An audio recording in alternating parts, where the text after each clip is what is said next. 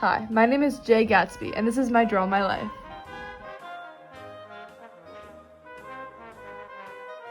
I was born to a dirt poor family, with my real name of James Gatz.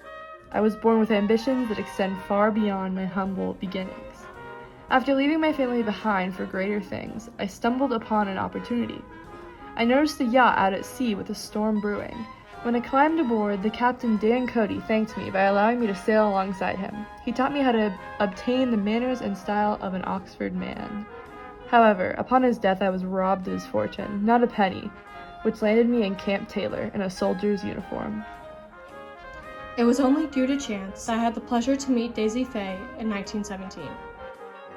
Rich and beautiful beyond my dreams, we spent the next month with each other, and although love was never in my plans, I was willing to throw everything away for her. Holding me back was the sad truth of my own wealth that failed in comparison to her own. That didn't stop me from dedicating my life to her. When I returned, she was married. Tom Buchanan was his name. I knew that she didn't love him. It was just the unfortunate circumstances that forced her into it. I saw it a chance if I could only get her attention, then all I had to do was repeat the past.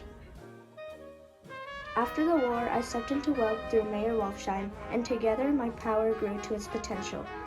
I bought the property across the bay from Daisy's home, and week after week I held parties with the most extravagant decorations and the most famous guests, in hopes we would meet again like that day in Camp Taylor.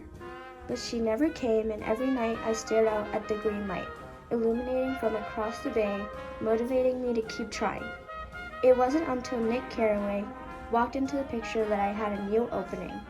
Nick and I became acquaintances over time, and he helped me arrange a meeting with Daisy. The clock was ticking.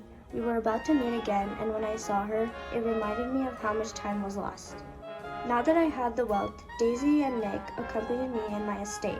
I showed her every room, every valuable item I had, including my collection of shirts. I think for a moment she realized how much time we had lost as well. We began to spend more and more time together, and were both reminded of the idea that we were meant to be together. Soon enough, we were ready to tell Tom and begin our new life.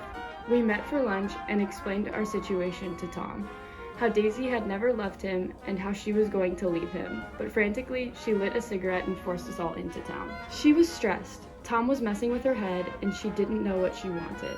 When a fight broke out between Tom and I finally got her to say that she didn't love him, but the word never was lost on her. Before things could escalate with Tom, Daisy and I left the hotel to return to my estate. She was so frazzled and believed it would steady her to drive us home.